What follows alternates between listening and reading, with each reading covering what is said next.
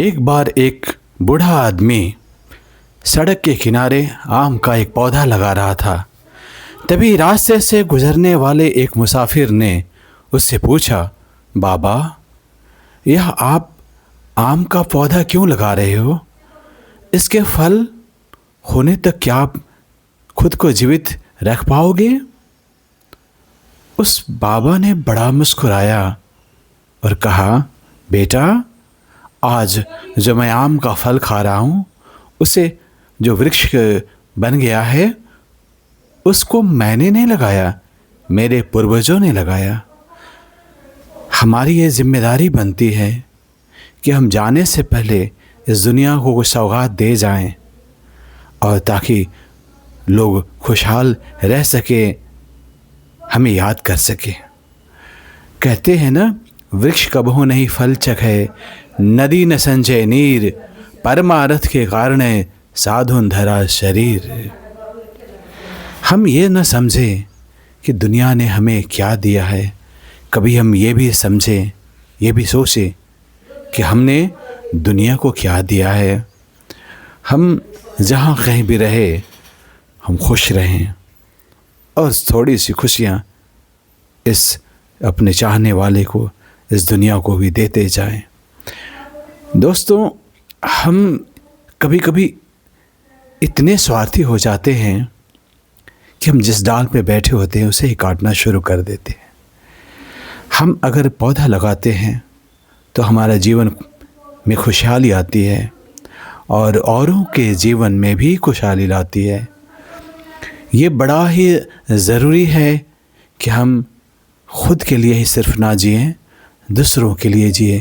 कहते हैं, खबीरा जब पैदा हुआ जग हंसे हम रोए, ऐसी करनी कर चलो तुम हंसो जग रोए।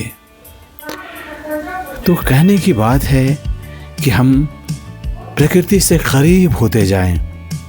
जो प्रकृति से करीब होते हैं वो अपने जीवन में कभी भी दुख का अनुभव नहीं करते हैं, और दुख जो है उन्हें प्राप्त होता है जो बनावटी ज़िंदगी में यकीन रखते हैं, जो प्रकृति से दूर होते हैं, जो अपने आसपास इतने जाल बुन लेते हैं कि उससे निकलना उन्हें काफ़ी मुश्किल होता है। हम जितना ही प्रकृति के करीब होंगे, हमें उतनी ही सुकून मिलेगा, उतना ही सुकून मिलेगा, उतनी ही सुख शांति की प्राप्ति होगी। सुख शांति दौलत में नहीं है, वो तो त्याग में है, तपस्या में है, दूसरों के सुख में है। इसलिए ज़िंदगी में हमें कभी भी इतना स्वार्थ में लिप्त नहीं रहना चाहिए कि हम अपनी ज़िंदगी के खूबसूरत पलों को बस यूं ही गंवा दें, यूं ही जाया कर दें। हम हमेशा उसे संजो कर रखें और दूसरों की भलाई के बारे में सोचें, परोपकार की बात सोचें।